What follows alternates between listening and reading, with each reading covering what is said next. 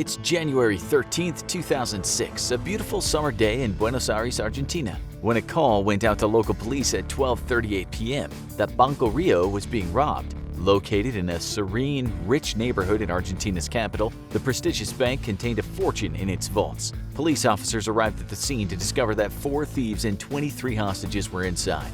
They secured the perimeter, guarding the only 2 possible exits from the bank. After communicating and negotiating with the robbers throughout most of the afternoon, the thieves suddenly went silent. At 7 p.m., police officers broke into Banco Rio and found a confounding scene. The hostages were alive and well. Almost 150 safety deposit boxes were forced open and emptied of their contents, and the robbers were gone. No sign of the thieves could be found. No windows were broken, and the exits had been watched by police the whole time. How did these thieves get away with what's become known as the robbery of the century? How did they disappear under the careful watch of more than 100 police officers? We dug deep into this infamous Argentinian bank heist to find out.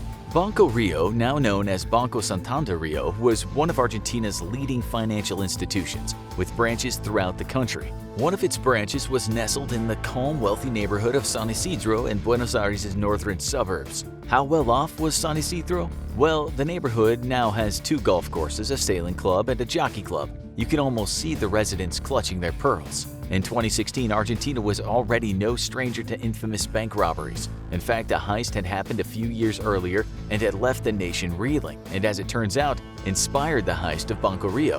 In 1999, thieves had broken into a bank in Ramajo, Argentina, and taken hostages in order to negotiate their freedom from police. The robbers tried to leave the bank using the hostages as shields, and police opened fire, killing one of the robbers, but also 2 innocent hostages. As though the tragic event wasn't enough of a PR nightmare for the police, the whole bank heist had been shown on live TV via the many news cameras at the scene. Most Argentinians had seen both the robbery and the killings go down in real time. The nation was in shock. As a result of the Ramajo case, police in the 2006 Banco Rio heist were more reluctant to take drastic actions when they arrived at the scene of a bank robbery in progress. That warm January day, with even more news cameras trained on the hostage situation at Banco Rio, police were going to move as carefully as possible. Then again, they weren't in a rush because they thought they had the thieves trapped and surrounded. Over 100 officers had shown up at the scene, and every vantage point to the bank that wasn't occupied by a news photographer was occupied by a sniper. The 2 bank exits were covered. Where could the thieves go?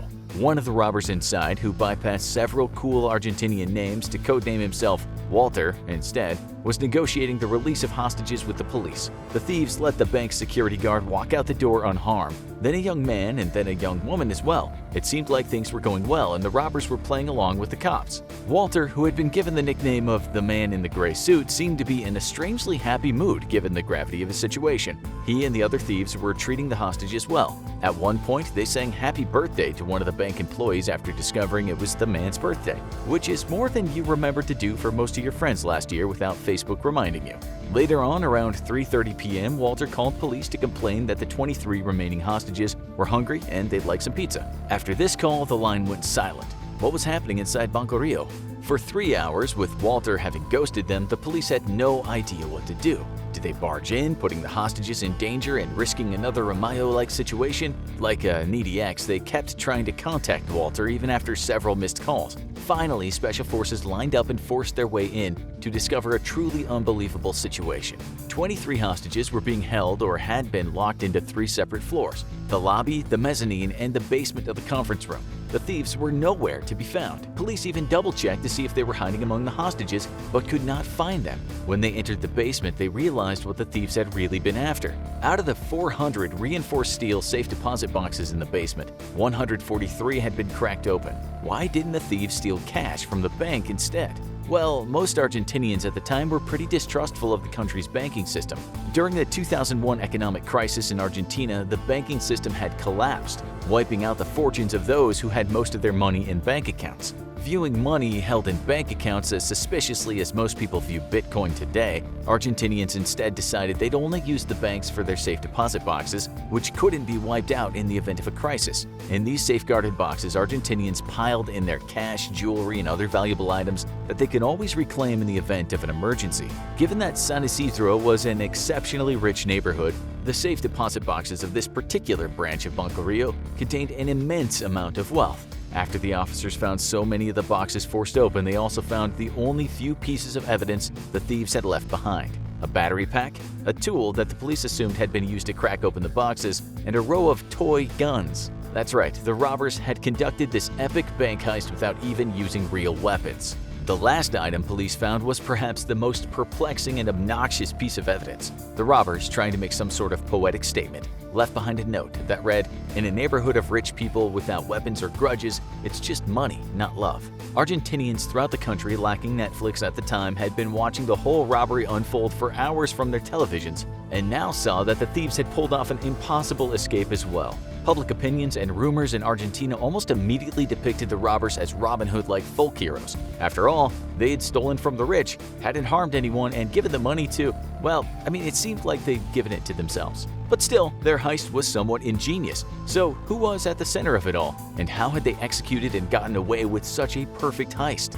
Well, the mastermind behind the robbery of the century turned out to be a man named Fernando Araujo. You see, the Ramayo bank heist had made an impression on Araujo, who thought that the robbers had almost pulled off the perfect heist, but botched it all up when they tried to leave. One day, when Araujo was a few bong hits deep and talking to a dear friend, he thought of the obvious. What if the robbers never had to leave? What if instead they disappeared through a hole?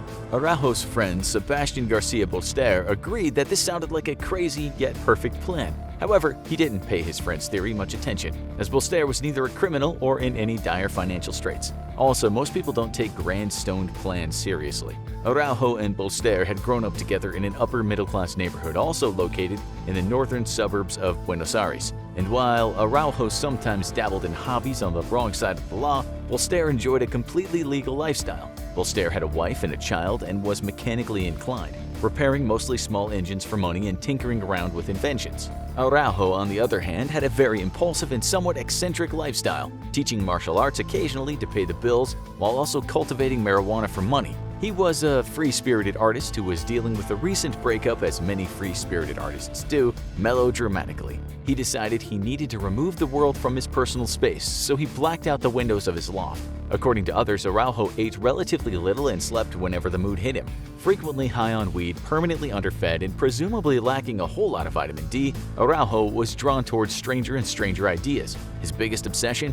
Bank robberies. Apparently, Araujo voraciously consumed any and all media involving bank robbers, from movies and shows to documentaries of real-life heists. His goal was to observe the mistakes other fictional and real robbers made, and use these observations to plan out the perfect heist. In 2004, Araujo finally realized that he had not only figured out a plan, but also needed his friend Bolster's mechanical and technical knowledge to help him. Bolster wasn't too happy about the idea, and he knew banks were harder to break into than most people thought, as he had worked part-time in a bank for a while. However, he was also furious that his father and grandfather had entrusted money to banks and then lost it all during economic downturns. So, like many people, he ended up hating bankers. When Araujo guaranteed Bolster that no one would get hurt, in fact they wouldn't even have real weapons, Bolster agreed to the plan and got to work. So what exactly is the prep work for a robbery of the century?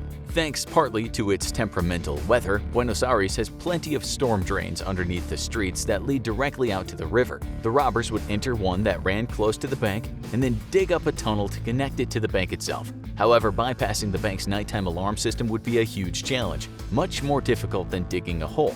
So how would the thieves turn off the bank's alarm system? Simple, by not tripping it at all. The thieves would rob the safe deposit boxes in the bank's basement in the daytime when the alarm wasn't set.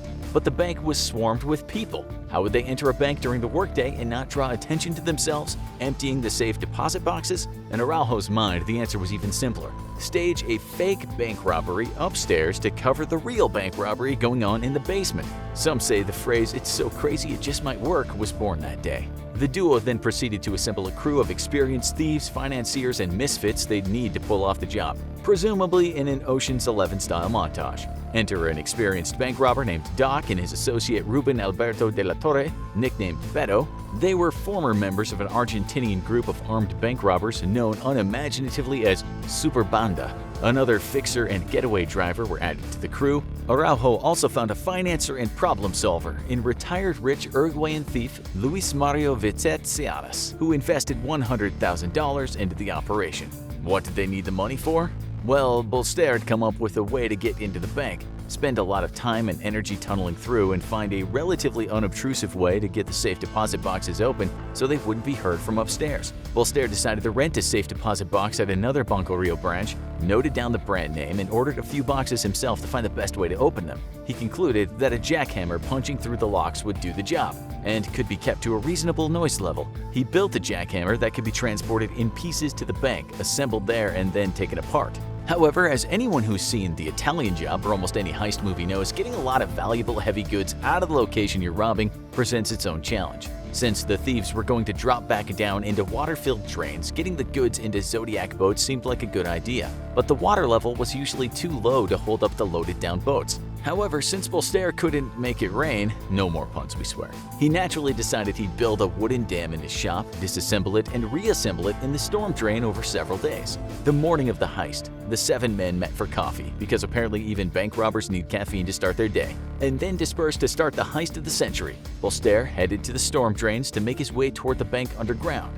Julian Zayo Echevarria drove the getaway car to a pre-arranged meeting spot. Vitet and a mystery man named Luis the Uruguayan drove a stolen car to the garage under the bank, while the rest of the men drove another stolen car to the bank itself. Beto and Doc headed in first, with Beto waving around a toy gun he had stolen from his 9-year-old son that morning. Shockingly, this worked, and everyone in the bank immediately dropped to the floor. Araujo left another stolen car outside the bank purposely to make it look like a getaway vehicle, so police would think they had found the robbers' escape plan.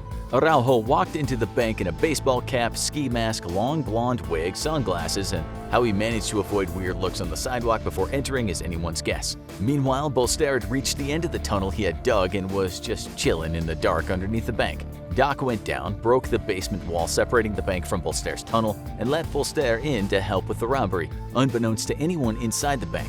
This was because Luis and Beto had already subdued and isolated the hostages. Vitet then took on the persona of Walter to deal with the cops that had just arrived, in order to make the police believe that the robbers had been caught in a heist gone wrong. Araujo's plan was somewhat brilliant. The thieves were basically staging a visible botched bank robbery upstairs to cover the invisible robbery happening in the basement. Vitet even released a few hostages, one after the other, to make the police think they'd had the upper hand and could get the rest of the hostages through negotiation alone. The whole crew had been told they had 2 hours to get in and out. Bolster assembled his jackhammer-like contraption in 20 minutes and spent another hour and a half opening safe deposit boxes. After Vitet got the signal from Araujo to come downstairs, he told the cops to order pizza and then went down in the basement, telling the hostages if they moved, they'd be killed. Beto and Vitet helped Bolster stuff the valuables into bags, while Araujo and Doc sprayed bleach to destroy any DNA and threw around fistfuls of hair from a barbershop floor to confuse the police even further, as you do in a bank heist.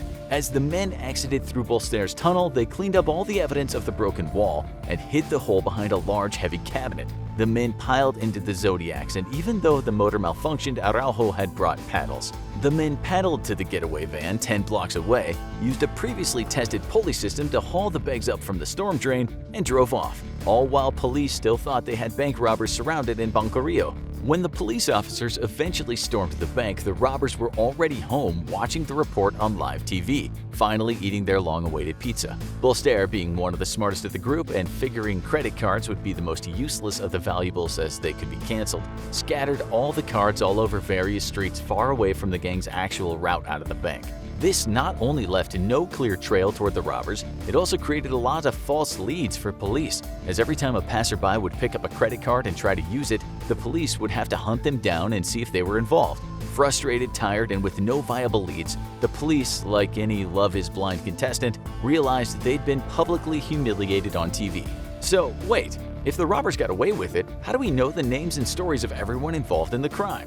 Well, as it usually happens in life, even the most carefully thought-out plan can be undone with one dumb, egocentric mistake. When Beto brought home the money, he bragged to his wife, Alicia, that he and his friends had robbed Banco Rio. Considering Beto had a habit of frequently cheating on Alicia, disclosing this information so readily probably wasn't the best idea. When some of the valuables went missing from the house, Beto and Alicia had a huge fight that led to the unraveling of the whole heist. Sure enough, 5 weeks later, Beto got pulled over by police while out driving with his mistress. Apparently, Alicia had told him the whole story of the heist and identified Beto, Araujo, Bolster, Vitet, and Zayo Echevarria as robbers as well, as she had seen them work on the getaway van in her garage. Alicia didn't point fingers toward Doc and the mysterious Uruguayan Luis, as she had never seen them in her house, and they presumably hadn't cheated on her. The men were all tried and sent to jail, though most have been released by now and are presumably still pissed at Beto for being unable to keep it in his pants. However, their daring heist lives on in infamy in Argentina. Do you think you could commit the perfect crime? If so, please let us know by revealing your identity and full plan in detail in the comment section below. Or better yet, if you'd like to stay out of jail, go discover another unbelievable story or check out this other video instead.